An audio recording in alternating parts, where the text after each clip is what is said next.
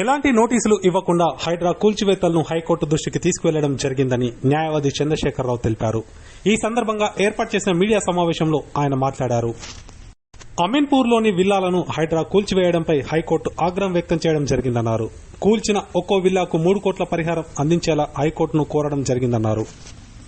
Hydraa commissioner Ranganath కూల్చివేతలపై దాటవేసే ప్రయత్నం చేస్తున్నారని ఆరోపించారు. కోర్టు నోటీసులను లెక్క చేయకుండా వ్యవహరించడం సరైంది కాదని హెచ్చరించినట్లు తెలిపారు.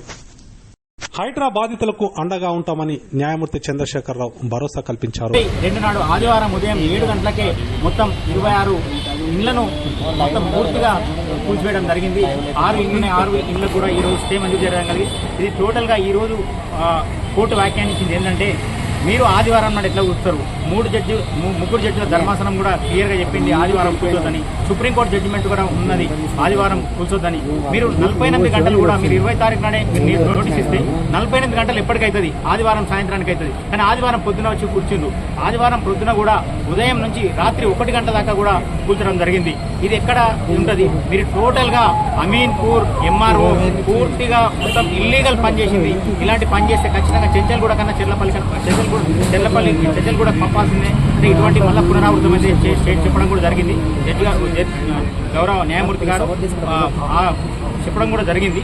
అట్లే హైడ్రా కమిషనర్ ఏదైతే ఉన్నాడో, హైడ్రా కమిషనర్ తప్పించుకునే పరిస్థితిలో ఉన్నాడు. ఈ రోజు మొత్తము వాళ్ళు ఎవరైతే ఎంఆర్ఓ ఇచ్చిన సబ్మిషన్ ప్రకారం మేము ప్రొవైడ్ చేసిన తప్ప మాకేం తెలియదని తప్పించుకుంటున్నారు. కానీ హైడ్రా కమిషనర్ గారు కూడా బిల్డర్స్ తోని అక్కడ ఉన్న ఇళ్లతో కూడా మీటింగ్లు పెట్టడం జరిగింది. 2-3 సార్లు మీటింగ్ పెట్టడం జరిగింది. అవన్నీ కూడా కోర్టు దృష్టికి 15 తారీఖు నాడు తీసుకొస్తాం ఖచ్చితంగా. వాళ్ళు ఇంతవరకు కూడా నిజంగానే గవర్నమెంట్ సర్వే నంబర్లో ఉంటే 12 కానీ పటేల్గూడలో, లేకపోతే 208 ఐలాపూర్లో ఉంటే కూడా గవర్నమెంట్ ల్యాండ్లో ఉంటే ఆ గవర్నమెంట్ ల్యాండ్ ఇంతవరకు ఎందుకు సర్వే చేయలేదు, ఎందుకు సర్వే కండక్ట్ చేయలేదు, మాకు ఎందుకు నోటీస్ ఇవ్వలేదు? నిజంగానే సర్వే ఉంటే వాళ్ళు సర్వే చేస్తే నోటీసులు ఇవ్వాలి. ఆ నోటీసులు ఇచ్చేలాంటి ఇవ్వలేదని చెప్పింది. ఏది లేదు. ఓకే, కేవలం ఆమె ప్రెస్టేజ్ కోసము కేవలం మరి ఏం జరిగిందో తెలియదు. కానీ 48 గంటలు కూడా నోటీస్ ఇచ్చా, నోటీసును కూడా ఇలా తుంగల దుక్కేసి ఇలా మొత్తం డెమాలిషన్ చేయడం జరిగింది.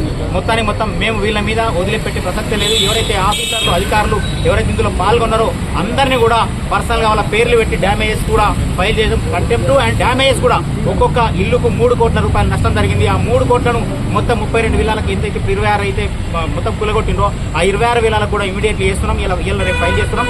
అవిటికి కూడా ఖచ్చితంగా వీళ్ళని బాధ్యులను చేసి వీళ్ళ దగ్గరికి వెళ్ళి వీళ్ళ జీతాల దగ్గరికి రికవర్ చేయాలని కూడా మేము కోర్టును ఆశ్రయిస్తాం.